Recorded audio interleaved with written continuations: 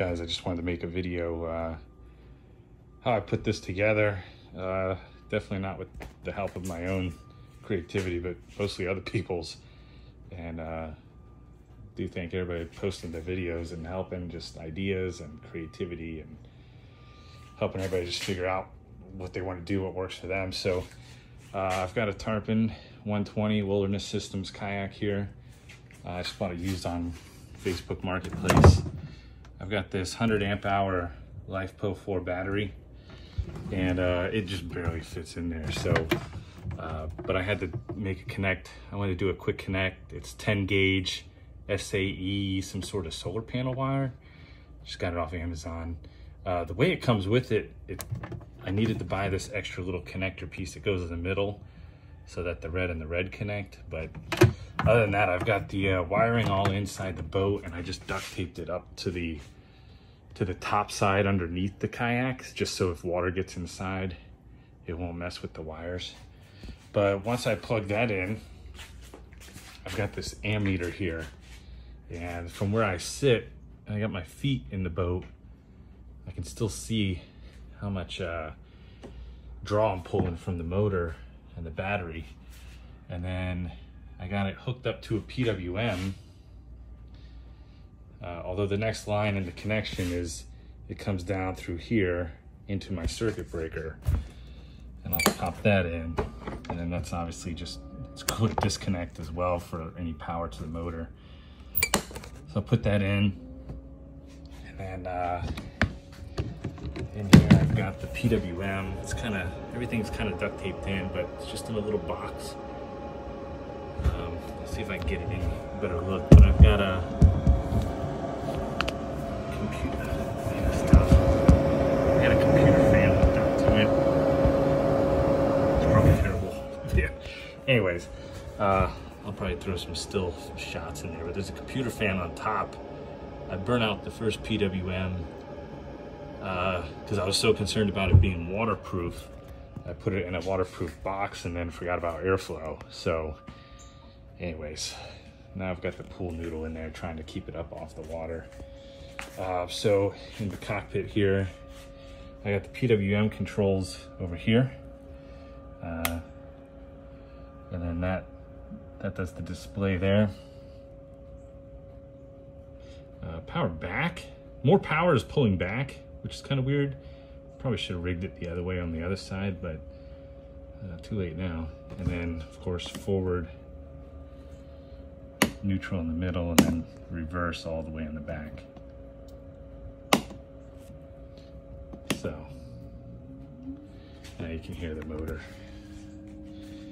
The motor now. There you go.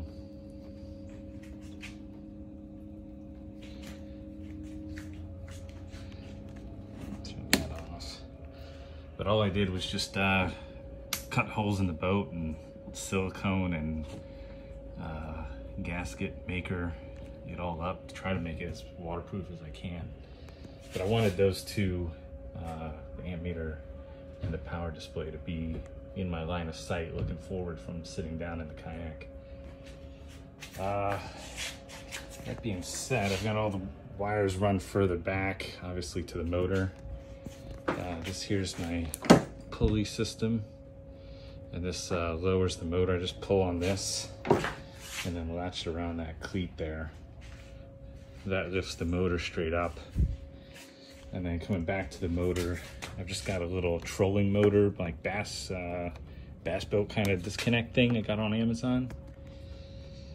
Some sort of like guarding tubing. Just a little PVC elbow. Put an eye hook in here just to kind of help with the pulleys. I got two pulleys. That makes it a whole lot easier to pull down, just because I got the Newport Vessels kayak trolling motor, so it's a shorter shaft for kayaks. But what that does is it doesn't give me enough leverage, so I had to use the two pulleys to kind of help out with that leverage. This transom mount I did here, I wish I had taken some more pictures while I was doing it, but basically kind of got an idea off of, I believe it's Ackmanda's yak or some variation of that. I kind of forget exactly how it's spelled, but he's got a good tutorial on how to make that transom. kept the mount on here. The locking, this thing here is just loose, so I got that pulled with some bungee cord and tied up pretty good. I bought this Newport Vessels kind of steering thing from Amazon. I attached the springs on here, just kind of real small drill bit in there so that hooks on. And that just kind of centers the steering when I'm out in the water. If I turn it and let go of the pedals, it tends to straighten itself out pretty good. Although you gotta correct it a little bit, but at least what it does is it holds it steady wherever you last let go of the pedals. So that's kind of nice. It's not freelancing all over the place.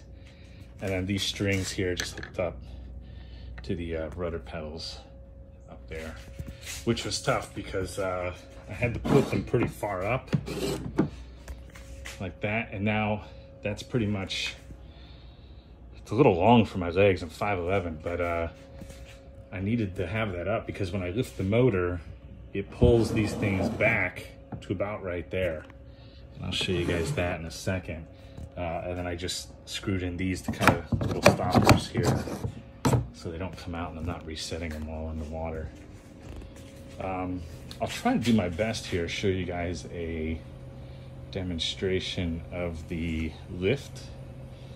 So all it is just, I've got it tied in over here to the anchor trolley system with a pulley coming up here through the eye hook, and then another pulley down there, and then some guide with the little carabiners, a little guide hooked it up to here. Use this is just an anchor trolley system as well. Kind of helped with the pulleys and stuff. But I just pull it and loop it around this. Let's see if I can do it here.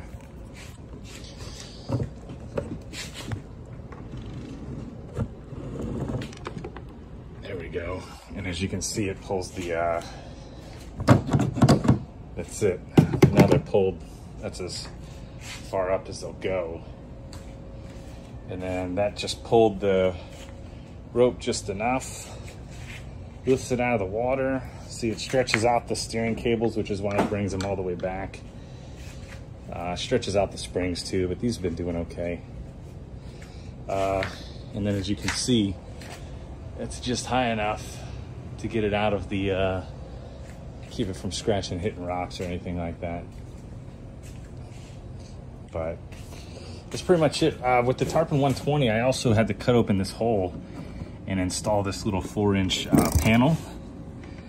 It doesn't usually come with this, so I had to drill a hole in there just so I could get my hand up in there and try to tighten up all the fasteners and the nuts and bolts and things like that. So it looks pretty Frankenstein, but it does the job, you know? And then when I disconnect the motor, all it is the transom there. I hook the little steering wires to there, and then that sits up front just fine. So, and that's far enough. It gives me just enough space to sit comfortably with the foot pedals.